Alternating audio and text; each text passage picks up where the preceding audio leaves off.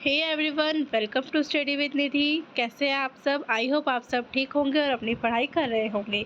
तो आज हम पढ़ेंगे chapter 8 cell the unit of life में टॉपिक सेल वॉल। हमने ये सारा कवर कर लिया है पिछली वीडियोस में। अगर आपने वीडियो नहीं देखी तो उसका लिंक आपको डिस्क्रिप्शन में मिल जाएगा।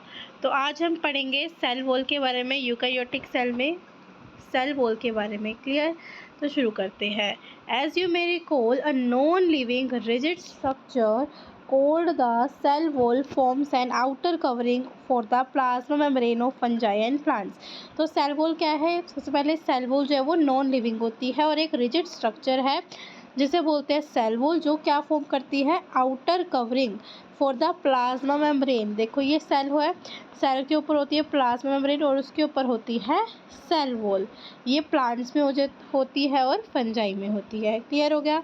Cell wall not only give shape to the cell and protect the cell from mechanical damage and infection. जो सेल वॉल है वो क्या देती है? शेप देती है सेल को। ये इंपॉर्टेंट पॉइंट है इसका। सेल वॉल शेप देती है और प्रोटेक्ट करती है सेल को from mechanical damage and infection होने से बचाती है सेल को। कौन? Cell wall. ठीक है। It also helps in cell to cell interaction. ये इंटरेक्ट करता है, हेल्प करता है इंटरेक्ट करने में। सेल टू सेल इंटरेक्शन मतलब एक सेल दूसरे सेल के साथ इंटरेक्ट होता है सेल वॉल से। And provide barrier to undesirable macromolecule. और ये जो सेल वॉल है ये जो बड़े बड़े मैक्रोमोलिक्यूल मतलब बड़े मोलिक्यूल को अंदर नहीं आने देता है, एक बैरियर बना देता है कि जो अनडिज़ायरेबल बड़े बड़े मोलिक्यूल है वो अंदर ना आ सके सेल के। Algae have cell wall. Algae के पास सेल वॉल है जो किसकी बनी होती है? सेलुलोज की, गैलेक्टेंस की, मैनन्स की and minerals like calcium carbonate. While other plants में वो सेलुलोज की सेल वॉल बनी होती है, हेमी सेलुलोज की, पैक्टिन्स की एंड प्रोटीन्स की। जो सेल वॉल है, cell wall of a young plant cell, the primary wall is capable of growth. अब इसमें जो सेल वॉल है वो दो टाइप की होती है, एक प्राइमरी वॉल और एक सेकेंडरी वॉल। ठीक है। प्राइमरी वॉल क्या होती है? प्राइमरी वॉल जो है वो ग्रोथ करती है। ठीक है। Primary wall is capable of growth while gradually diminish as the cell mature. ये जो प्राइमरी वॉल है ना ये ग्रोथ करती है सेल की। ठीक है। और जब हमारा सेल मैच्योर हो जाता है तो ये प्राइमरी वॉल क्या हो जाती है? बहुत छोटी हो जाती है। और secondary wall is formed on the inner side of the cell. और जो सेकेंडरी वॉल है वो बन जाती है inner side of the cell पे। देखो क्या होता है प्राइमरी वॉल और सेकेंडरी वॉल का। ये जो प्राइमरी वॉल है, ये जो प्राइमरी वॉल है ये ग्रोथ करती है पहले सेल की और फिर क्या हो जाती है? बहुत छोटी हो जाती है जब सेल मैच्योर होता है। और जब सेल मैच्योर होता है तब सेकेंडरी वॉल इनर साइड पर डेवलप हो जाती है। क्लियर? नेक्स्ट है the middle lamella. The middle lamella is a layer mainly of calcium pectate. ये भी इंपॉर्टेंट है। मिडल लैमेला होता है, मिडल लैमेला एक लेयर है, किसकी बनी होती है? वो कैल्शियम पैक्टेट की, जिसका क्या काम है? जो होल्ड करता है या फिर ग्लू करता है डिफरेंट नेबरिंग सेल्स को। ये एक सेल है, ये एक सेल है। ये क्या करता है? दोनों सेल को एक साथ जोड़ के रखता है, होल्ड करके रखता है। कौन? Middle lamella. ठीक है। तो cell wall and middle lamella may be traversed by plasmodesmata which connect the cytoplasm of neighboring cell। ये भी मोस्ट इंपॉर्टेंट है, क्वेश्चन आता ही आता है इसके ऊपर। जो मिडल लैमेला वो कैल्शियम पैक्टेट का बना होता है और क्या करता है? डिफरेंट नेबरिंग सेल्स को ग्लू करके रखता है। और जो सेल वॉल है और मिडल लैमेला है वो ट्रांसफर्स्ड होते हैं बाय प्लाज्मोडेस्मेटा। प्लाज्मोडेस्मेटा क्या करता है? कनेक्ट करता है साइटोप्लाज्म। ये दो सेल है, इनके साइटोप्लाज्म को कनेक्ट करता है कौन? प्लाज्मोडेस्मेटा। क्लियर हो गया? अब हम पढ़ते हैं एंडोमेम्ब्रेन सिस्टम के बारे में। While each of the membranes organelle is distinct in terms of it structure and function. Her organelle का अपना अलग फंक्शन होता है और स्ट्रक्चर होता है। Many of these are considered together as an endomembrane system because their functions are coordinated. अब हम इन ऑर्गेनेलिस को एंडोमेम्ब्रेन सिस्टम में ही क्यों रखते हैं? क्योंकि इनका फंक्शन जो होते हैं वो कैसे होते हैं? कोऑर्डिनेटेड। कोऑर्डिनेटेड का मतलब है एक दूसरे के साथ जुड़े हुए, एक कोऑर्डिनेशन में ये काम करती हैं सारी ऑर्गेनेलिस, इसलिए इन सारी ऑर्गेनेलिस को एंडोमेम्ब्रेन सिस्टम में रखा जाता है। ठीक है।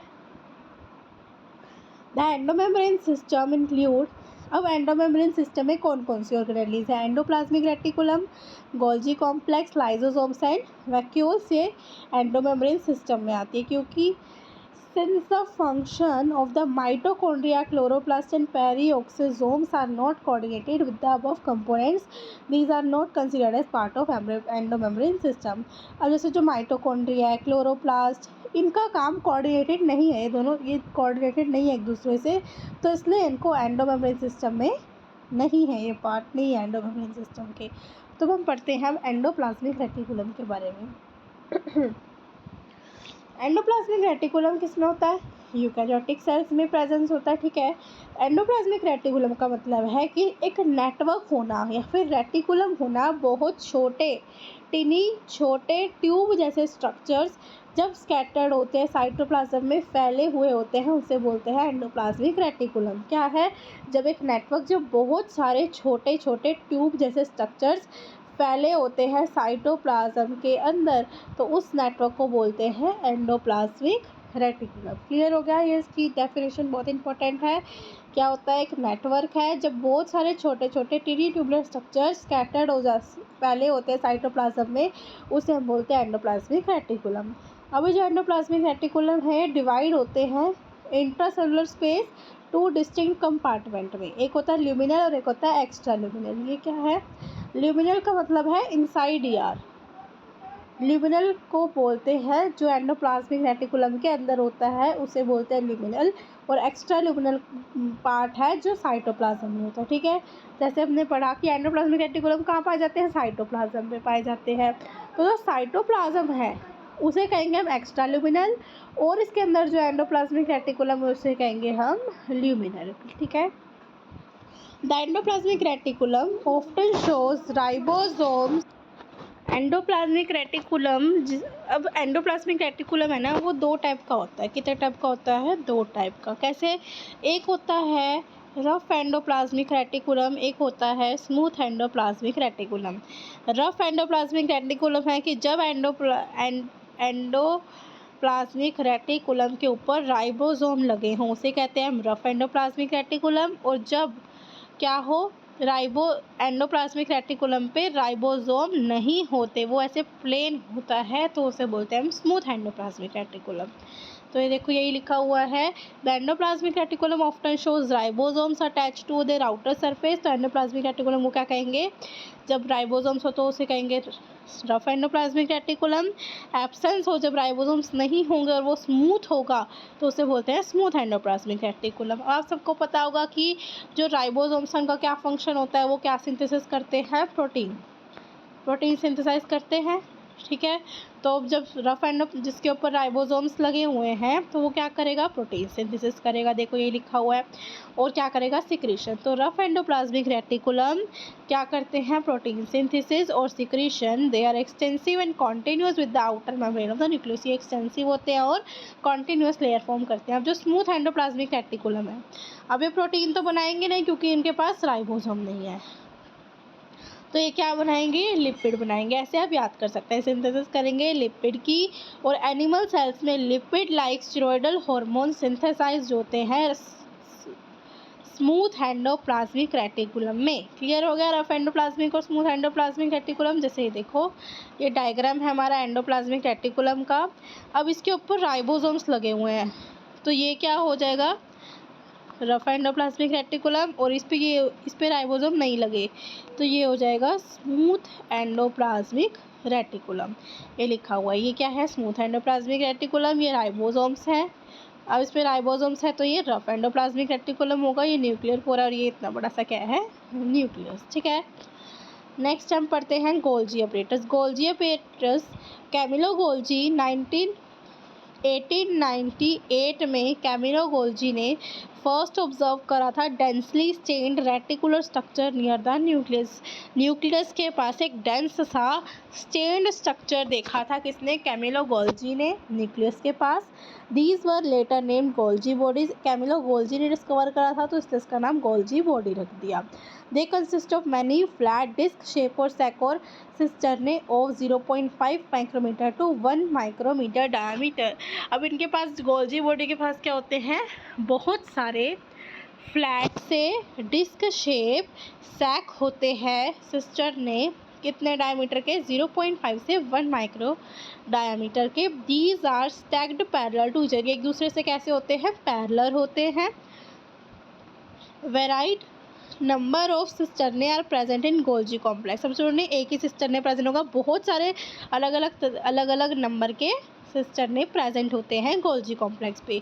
The Golgi cisternae are concentrically arranged near the nucleus with distinct convex cis और द फॉर्मिंग फेज। ये देखो पहले यहाँ पे डायग्राम देख दो, ये गोल्जी अपरेटस है, ये ऐसे फ्लैट से पैरेलल से स्ट्रक्चर है सिस्टर्ने, ठीक है। अब ये क्या फॉर्म करते हैं, सिस और फॉर्मिंग फेस फॉर्म करते हैं, तो आपको ये याद रखना है, ठीक है।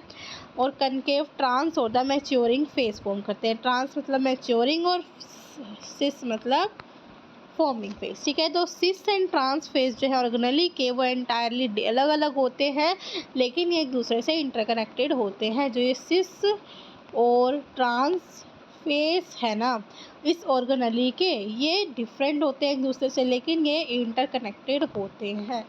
Clear. The Golgi apparatus principally performs the function of a packaging materials. अब एक गोल्जी अपरेटस क्या काम करते हैं, पैकेजिंग करते हैं मटेरियल्स की, टू बी डिलीवर्ड इधर टू द इंटरसेलुलर टारगेट्स और secreted outside the cell. Golgi operators क्या करते हैं, पैकेजिंग ऑफ मटेरियल, याद रखेंगे बहुत इंपॉर्टेंट फंक्शन है पैकेजिंग ऑफ मटेरियल, ठीक है। और materials to be package in the form of vesicles from the endoplasmic fuse with the cis face of the Golgi operators and move towards the maturing phase. कि जो material को ये pack करते हैं वो किसकी फॉर्म में करते हैं, वेसिकल्स की फॉर्म में। एंडोप्लाज्मिक रेटिकुलम से वो एंडोप्लाज्मिक रेटिकुलम फ्यूज करता है सिस फेस के साथ गोल्जी ऑपरेटर्स के, और कहाँ मूव कर जाता है, मैच्योरिंग फेस मतलब ट्रांस फेस की तरफ मूव कर जाता है। This explains why the Golgi operators remains in close association with the endoplasmic reticulum. तभी इन्होंने कहा कि जो हम ऑर्गेनेलिज पढ़ रहे हैं गोल्जी ऑपरेटर्स एंडोप्लाज्मिक रेटिकुलम, ये एक दूसरे के साथ क्लोज एसोसिएशन बनाते हैं, तभी तो इनको एंडोमेम्ब्रेन सिस्टम बोला जाता है। मतलब ये कोऑर्डिनेटेड होते हैं, एक दूसरे के साथ मिलकर कोऑर्डिनेशन में काम करते हैं। तो ये पता चला कैसे बोलते हैं। जो मैं गोल्जी ऑपरेटर्स क्या करेगा, अपना पैकेजिंग करेगा। पैकेजिंग किसकी फॉर्म में करेगा, वेसिकल्स की फॉर्म में। कहाँ से पैकेजिंग करेगा, जब एंडोप्लाज्मिक रेटिकुलम फ्यूज करेगा सिस फेस के साथ तो पैकेजिंग करेगा वेसिकल्स की फॉर्म में, और कहाँ मूव कर जाएगा, मैच्योरिंग फेस में। तो एंडोप्लाज्मिक रेटिकुलम और गोल्जी दोनों इंटरकनेक्टेड हुए, कोऑर्डिनेशन में काम कर रहे हैं, तो इसलिए इनको एंडोमेम्ब्रेन सिस्टम में रखा जाता है, ठीक है। A number of proteins synthesized by ribosomes on the endoplasmic reticulum are modified in the cisternae of Golgi apparatus. अब हमने पहले पढ़ा था कि एंडोप्लाज्मिक रेटिकुलम पे राइबोसोम्स होते हैं। अब ये राइबोसोम्स जब प्रोटीन सिंथेसिस होगा, ये राइबोसोम्स प्रोटीन सिंथेसिस करेंगे एंडोप्लाज्मिक रेटिकुलम में, तो उसको मॉडिफाइड कौन करेगा, वो मॉडिफाइड होंगे सिस्टर्ने में। जो गोल्जी अपरेटस के पास सिस्टर्ने हैं वहाँ पर ये जो प्रोटीन सिंथेसिस हुआ वहाँ पर ये मॉडिफाई करेंगे before they are release from इस ट्रांस फेज से रिलीज होने से पहले। Golgi apparatus is the important site है of formation glycoproteins and glycolipids. ये दो इम्पोर्टेंट पॉइंट है। गोल्जी अपरेटस क्या काम करते हैं, पैकेजिंग की, और ये फॉर्मेशन करते हैं ग्लाइकोप्रोटीन्स और ग्लाइकोलिपिड्स के। बाकी बीच का हमें बता रहा है कि कैसे एंडोप्लाज्मिक रेटिकुलम और गोल्जी बॉडीज जो है वो एक दूसरे से इंटरकनेक्टेड है, इन कोऑर्डिनेशन में काम करती है, ठीक है। नेक्स्ट हमारी ऑर्गेनेली है लाइजोसोम्स। अब लाइजोसोम्स को हम सोसाइडल बैग्स भी बोलते हैं, सबको पता ही होगा, ठीक है, हम पहले से पढ़ रखा है। These are membrane bound vesicular structure. सभी जो लाइजोसोम्स है ना ये मेम्ब्रेन बाउंड होते हैं। कैसे होते हैं, मेम्ब्रेन बाउंड वेसिकुलर स्ट्रक्चर होते हैं, formed by the process of packaging in Golgi apparatus. देखो ये भी अब गोल्जी अपरेटस से इंटरकनेक्टेड है, इसलिए इन सबको किस में रखा गया, एंडोमेम्ब्रेन सिस्टम में। तो ये क्या होता है, ये लाइसोसोम्स कब बनते हैं, जब पैकेजिंग होती है गोल्जी अपरेटस में, तो ये मेम्ब्रेन बाउंड वेसिकुलर स्ट्रक्चर बनते हैं, ठीक है। The isolated lysosomal vesicles have been found to be very rich in almost all types of hydrolytic enzymes. अब लाइसोसोम्स के पास ना अलग अलग तरह के हाइड्रोलाइटिक एंजाइम होते हैं। कौन कौन से एंजाइम होते हैं, हाइड्रोलाइसिस में लिपेज, प्रोटीएसेस और कार्बोहाइड्रेट्स, ठीक है। ये 3 एंजाइम होते हैं लाइसोसोम्स के पास जो कि इम्पोर्टेंट है, ठीक है।